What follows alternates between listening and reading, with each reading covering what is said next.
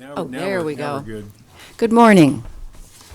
This is the Monday, September 2nd meeting of the Railroad December. Yeah. Good morning. This is the Monday, December 2nd meeting of the Railroad Transportation Safety District. Nailed it. Nailed it. My name is Deb Shore. I am chair with the Lancaster County Board. To my far left, fellow Commissioner Sean Flowerday, and from the City Council, Roy Christensen, and also from the City Council, James Michael Bowers. We will begin with a notice of the Public Open Meetings Act. This meeting of the City of Lincoln Railroad County Railroad Transportation Safety District, commonly referred to as the RTSD, is subject to and adheres to the Nebraska Open Meetings Act. A copy of the Open Meetings Act is available for inspection and is posted by the entrance to this room. The RTSD agenda and all the materials that are being considered at today's meeting were posted on the website on Tuesday, November 26, 2019. The RTSD website is also accessible by links from both the City of Lincoln and Lancaster County's official government sites. In addition, on November 26, 2019, the meeting agenda was posted on the bulletin board located in City Hall, first floor, 555 South 10th Street. A copy of the agenda is also available at the entrance to this room. One copy of the meeting agenda and all the materials being considered today are located on the dais, and complete copies of these materials are also on file at the RTSD office at 949 West Bond Street, Suite 200. Okay. And that's the hard part. Moving on to item 3, approval of the minutes from our meeting on September 10th. So moved. Second. Any comments or corrections? If not, call the roll. Bowers? Yes. Christensen? Yes. Flowerday? Yes. Shore? Yes. Motion carries 4-0. Item 4, report of statement of financial activity. Ron.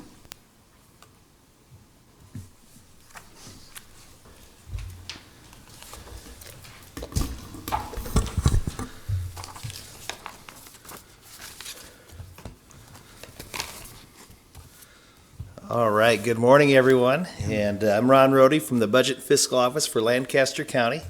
My third time presenting, so I'm becoming an old veteran at this right now. So today we're going to present the financial activity for RTSD, and it'll be through November 14th, 2019. We had to have a little bit of an early cutoff because of a little bit early nature of this meeting today, December 2nd, but that way we're able to get all the numbers finalized for this meeting. So without further ado, as of November 14th, we were at 37% of the year complete. Of course, we're on a fiscal year end, July 1 through June 30th.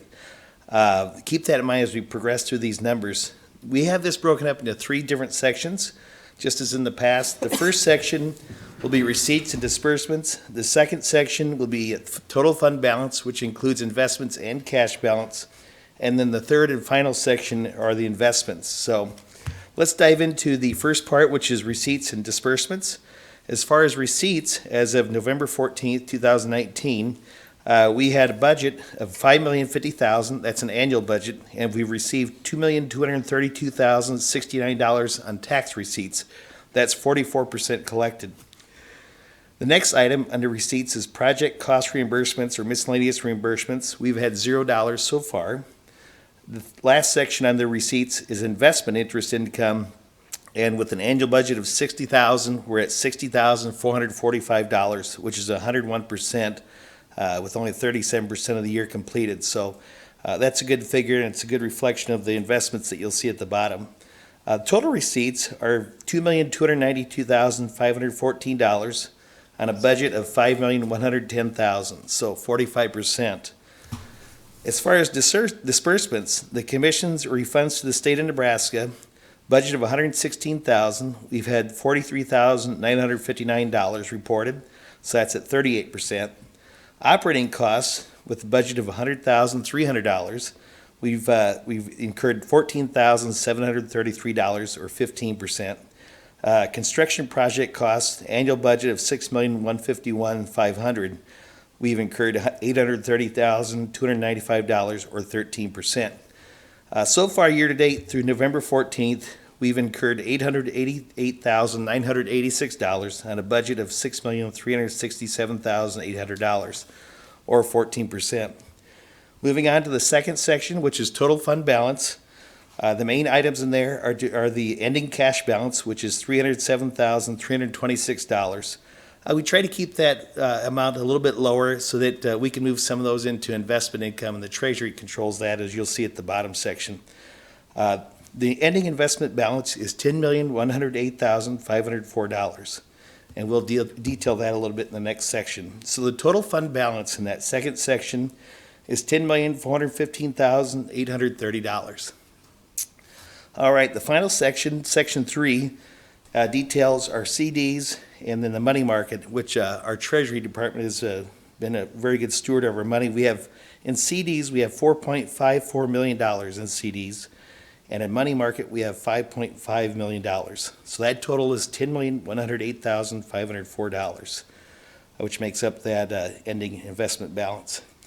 I'd like to say just quickly, really kudos to Deb and Roger and the group, and we have about 4 levels of approval. So as far as an audit function, it's very efficient, it's quick, but we uncover a few minor items, but it goes pretty quickly and very efficiently. We're also moving to, the city and county has moved to an OpenGov budgeting format, and so we're, Dennis Meyer, my boss, and I are developing some reports.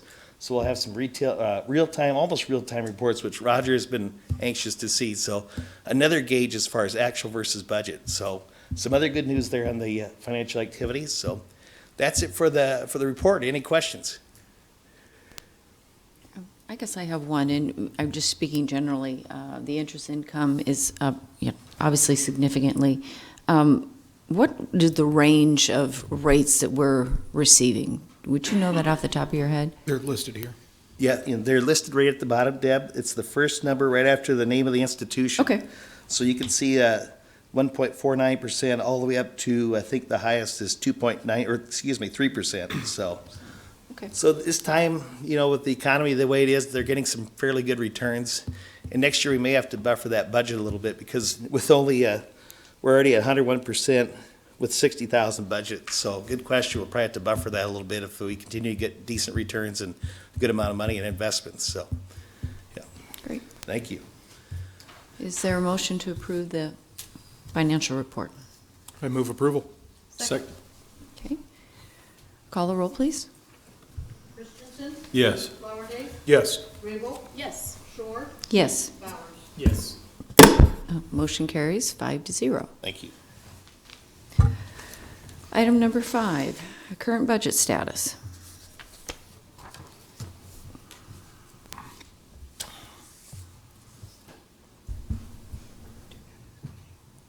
Good morning.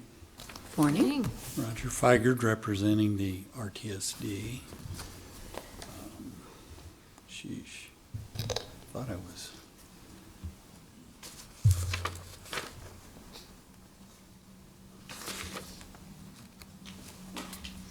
Well, that isn't going to work very well. So, in your handouts, you did have the budget sheets. I'll go over those current budget very quickly.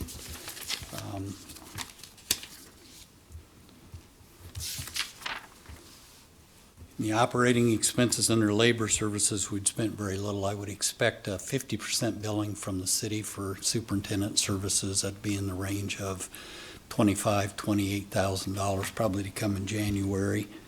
And then in the other operating costs, legal services continue. Mr. Kudelik continues to assist in reviewing engineering agreements, the agreements with the railroad companies as we repair crossings and whatnot. We think we're getting close to having a cleaned up engineering agreement for the RTSD to use. We paid out the 12.5 for accounting and auditing services that prepared the budget that we're in this year, and Mr. Gerina will go over quickly the audit for the end of the year. There's an invoice on the way. The public officials liability insurance is due again this month, so there will be an invoice for about $3,720 coming. Under railroad crossings, we spent $182,000. Most of that is making payments for the new crossings at 33rd and Cornhusker, 48th and Highway 2, 27th and Highway 2. We still have more to come in for 35th and Adams, and some final payments still at 48th and Highway 2 and 27th and Highway 2. I don't, at this point, have any crossing expenditures slated with the county. And then quickly going down through the construction projects, under miscellaneous engineering, that 8,400 was the reinstatement of the North Quiet Zone for the city.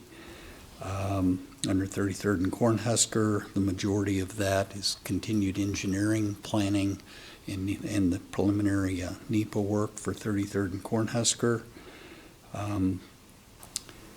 We haven't started on the Southwest Lincoln Quiet Zone. That work may start sometime yet this winter, as we need to get that recertified for the city.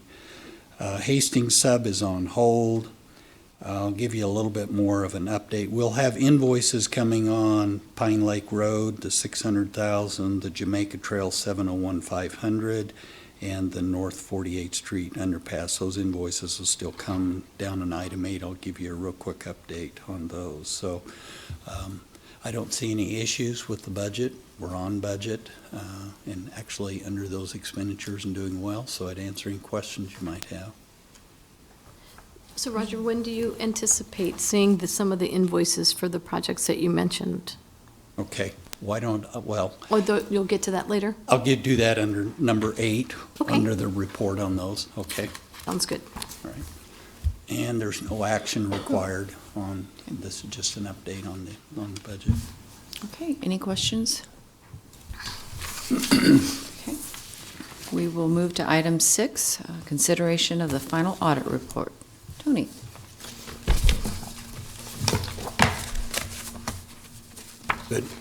Good morning. I am Tony Jurina with HBE, here to present the final version of the audit report for the year end June 30th, 2019.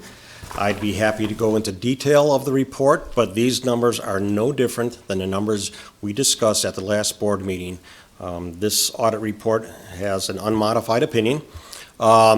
If you have any questions, I'd be happy to answer any of those, but that's really all I have to present for you today. We do have a couple newer board members. Is there just 2 or 3 highlights you'd like to Yeah. go over? On page 3, at the end of the year for June 30th, 2019, we had net position of unrestricted assets of $10,905,388. That is down about $5 million from the previous year. That decrease is because of the $10,000 payments that have gone over to the bypass.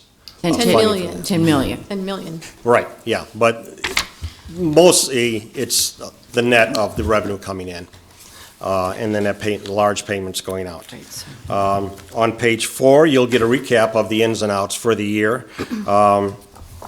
Total expenses for the year, $11,672,626, and that includes that $10 million, of which there were 2. You look in the prior year, you'll see also a $10 million payment going out.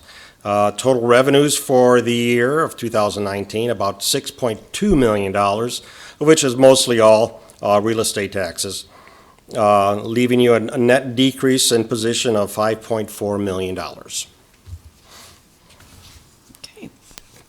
Thank you. Otherwise, the operating expenses really did not change very much. You can compare them at the top of page 4.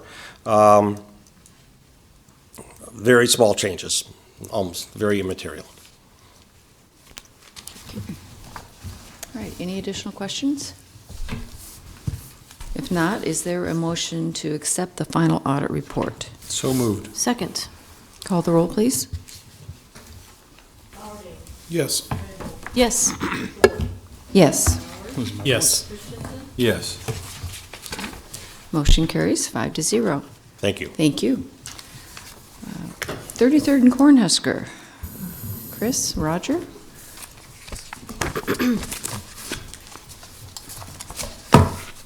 I have Chris give a general update, project status to start with. Good morning, Chris Humphrey. I'm the RTSD project manager for the 33rd and Cornhusker project. And I'm going to start out kind of as a reminder of what we talked about in September. I don't know if this will, It'll come up in a moment. There you go. okay. The project has somewhat of a large footprint. So this is Pell Modified C, what we called it. This is the preliminary preferred alternative. We talked about that a little bit at the last board meeting. So this was the result of the June public meeting that we had, and then looking at all the environmental impacts and the comments that came out of that public meeting. So hopefully you can hear me here as I go over here, just to put it in context for everyone. This is East Campus and 33rd Street, Adams Street. So on Pell Modified C, 33rd Street alignment pretty much stays on alignment just north of Huntington. And then just north of Dead Man's Run, it starts realigning itself to the west, and it goes up and over the railroad tracks, and then it comes back down and it'll intersect with Cornhusker Highway at just to the east of 31st Street. This alternative also would reconstruct Cornhusker Highway from State Fair Park Drive over to about east of 35th Street where Metzger's Auto Service is.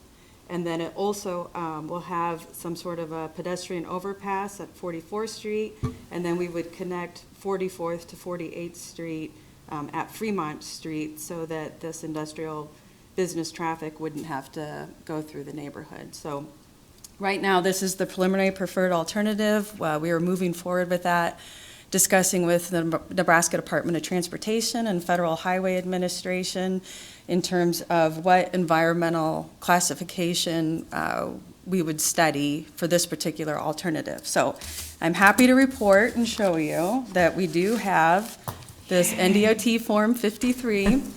So this is signed by multiple people from the Nebraska Department of Transportation and the Federal Highway Administration, and this gives us a probable NEPA class of action of an environmental assessment.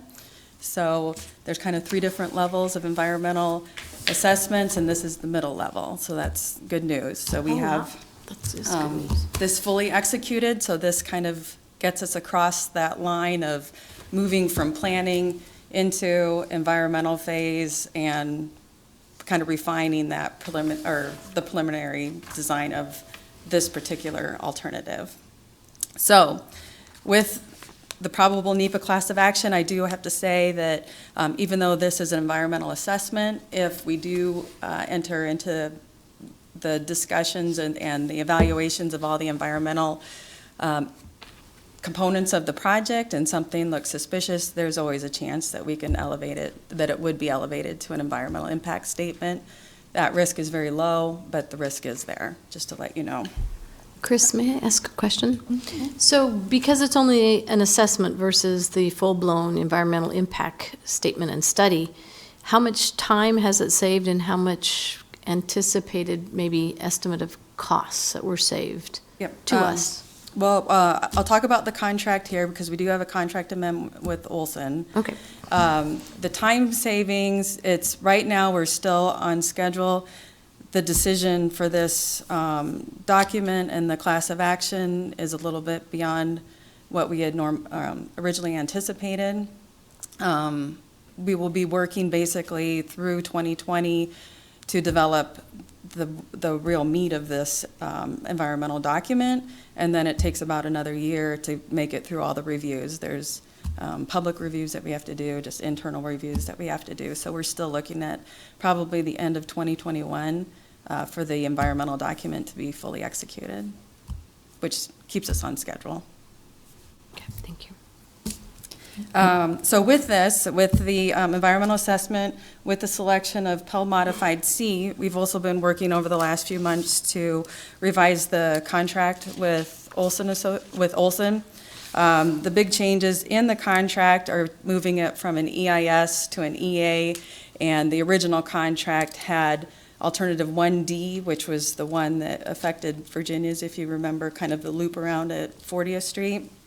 moving from that one to Pell Modified C. So for the new board members here, just to let you know, that original contract really had 3 different components in it. It had the planning phase, the environmental phase, and a preliminary design phase. So it expanded several years, and the total contract amount originally was about $4,777,000, excuse me.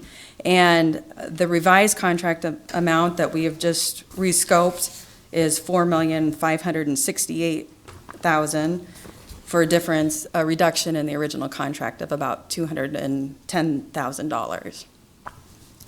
So there's your answer, Jane. We saved Okay. 210, plus an untold number of hours staff had we been at the other alternative with the ES. Correct, and I don't have that number of No. hours of reduction, but there was some sort of reduction in the hours, I'm sure, associated with that. Again, the primary differences between the two are going from an EIS to an EA, and then changing the selection of alternative 1D to Pell Modified C. We also took advantage of this to kind of clean up a couple of the other scope items that we had. There's been significant public involvement, so we added some more hours in there for that. We also, based on the unknown, there's a couple items in the scope that Olson would not be able to proceed with without us giving them a separate NT notice to proceed on some of those items as well. So, and so I guess the last thing I just wanted to update you guys on all this information, we're looking at having a public meeting early in 2020. I don't know what month that would be right now. There's a lot of approvals that we need to work through with Nebraska Department of Transportation. It could be as early as February next year, but at that public meeting, we will inform the people in much greater detail about this particular alternative and how we got to that point and what our next steps are moving forward in the environmental process. And there will be an advisory meeting prior to that? Yes, there will. Typically, we have advisory group meetings about a month before the public meeting. Are those advisory group meetings, are those open for RTSD members to attend? As long as we don't have a quorum. Okay. So if we make arrangements to have 3 there, that we're good. I'd Can't be have 4. interested Yeah, in no, attending one. Okay. Sure. So I think part of the goal today, we also would try to send out to the advisory committee in the next day or so, just a reminder of where we are on the project and the action you're going to take today. And maybe that brings us to the point with this update on item 7, there's actually 2 items for consideration. With the receipt of the DR 53 and the probable cause of action, NEPA action being an EA, and doing the NEPA work on the Pell C is the probable preferred alternative. I think the board wanted to make sure the community understood where we were and that you were concurring in that recommendation. So for item 7C consideration, I have prepared a motion for you if you would accept that motion. The motion simply would be the board would concur in FHWA and NDOT recommendation of a probable class of NEPA action as an EA and moving into NEPA with modified Pell C as the proposed preliminary preferred alternative. So moved. Second? Okay. Motion and a second to support the proposed preliminary preferred modified Pell C alternative and accept the probable class of NEPA action form R53. Before you vote, just to make sure and represent FHWA, as Chris indicated, if something unknown, significant is found, that could change. But at this point in time, we believe this to be the alternative and the right amount of environmental work to be done. And the board is moving ahead, and it kind of takes the cloud off of a number of other property owners and businesses out there so that they can go on about their business and lives while we work on this alternative. Okay.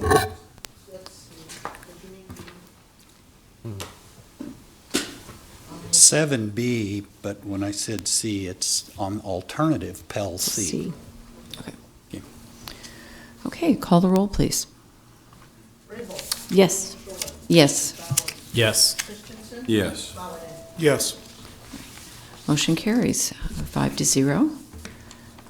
Okay, then for item 7C, the consideration of the amendment to the Olson contract. Rick Herrick as Olson's project manager is here in case you have any questions. Chris went through that. If there's any additional questions, please feel free to ask me. I would propose just a motion to approve amendment number 1 based on the NEPA action going to an EA and the rescoping that's been with Olson's. And I move approval of amendment number 1 to the Olson contract, changing it from environmental impact study to environmental assessment. Second. Okay, any additional comments or questions? Call the roll, please. Yes. Yes. Yes. Yes. Yes.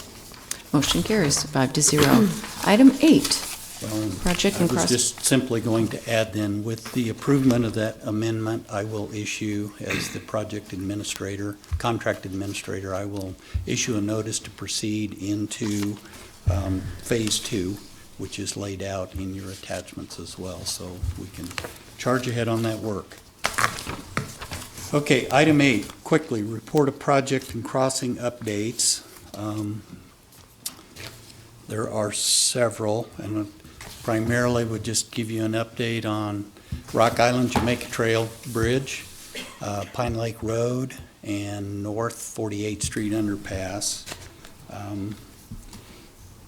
Sarah was not able to be here today. They're finalizing the construction and easement documents with BNSF, hopefully over the next couple of weeks. Once that's complete, they'll be in a position, they've taken bids, but they have not yet signed a contract with the construction contractor yet, needing those agreements in place. Fundraising team is working to close up the final funding gap. They have a construction contract for contract administration and testing in place with Olson. The intent is to move on the project as soon as the construction contracts are signed. Contractor hopes to be moving in January and February. They do hope then to get tree removal and stuff done before things leaf out. So that's kind of an update. So then I would expect to receive an invoice from the city once they have signed that contract with the construction contract, and our interlocal agreement would authorize us to pay that $701,500 based on them having that contract. So I would expect that to come sometime in January or February. On Northwest 48th Street, the city continues to work with JEO, who is the consultant refining 7 alternatives. Remember, the whole point of that study isn't to come up with an exact final project alignment and configuration. It is to come up with reasonable, feasible alternatives with a better cost estimate, so the city can better estimate the future project cost and the potential funding requests that would come from the city. I have not yet received an invoice from the city. I would expect that over the next couple of months for the $100,000 that's in the current budget plus $15,000 for mapping. So that would be another invoice that we expect to come. Final other project that the RTSD is assisting the city in is the new OPPD rail crossing on Pine Lake Road. Pine Lake Road between, call it 62nd and over to Highway 2. The majority of the paving is completed in there, and OPPD has placed their new railroad crossing. They do not yet have their gates and lights installed, and they are coordinating that with the city and their contractor. The goal is for that project to be complete by the end of this construction season. Not sure quite when the end of the construction season would be, but they will continue to coordinate on that. And then the RTSD had budgeted $600,000 to help with the cost sharing there. That receipt of that invoice will be contingent on when OPPD invoices the city for their share, and then the city would invoice us as well. But Roger, that would be like first quarter of next year? I'm going to guess second quarter. It could even carry over, Jane, into the next budget year. The railroads are notorious for being slow in invoicing. And I guess there's no impetus for us to pay ahead of time. We can let our money continue to draw interest until we get invoiced. And then just on crossings, as we said, 33rd and Cornhusker was repaired this last year, 48th and Highway 2, 27th and Highway 2. The BNSF did what I'm going to call a repair at 44th and Cornhusker Highway. We didn't have any cost share in that. They simply came in and did some work to smooth that up. We have a signed agreement to do a more permanent repair at 35th and Adams. They've got about half of that done. They've got the other half to do yet. We haven't been invoiced for that. And I do have an agreement back from OL&B for 19th and Y. I've got some cleanup work to do on that yet, but would expect that to be done in the spring.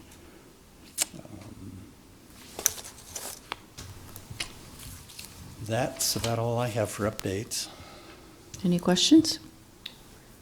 No, but I've heard very positive comments on the railroad improvements at those locations that you have mentioned. People are amazed how quickly they got it done and how smooth it is. And I would continue to reiterate, without an RTSD to help cost share in that, those kind of repairs, many communities struggle to get done. So kudos to the RTSD. Agreed. All right, if there are no additional questions, the ninth item is the proposed schedule for the 2020 meeting dates, times, alternating Monday and Tuesday, always at 11 o'clock. Are there any non-agenda items or anyone wishing to make public comment? Seeing no one, is there a motion to adjourn? I move adjournment. Second? Call the roll, please.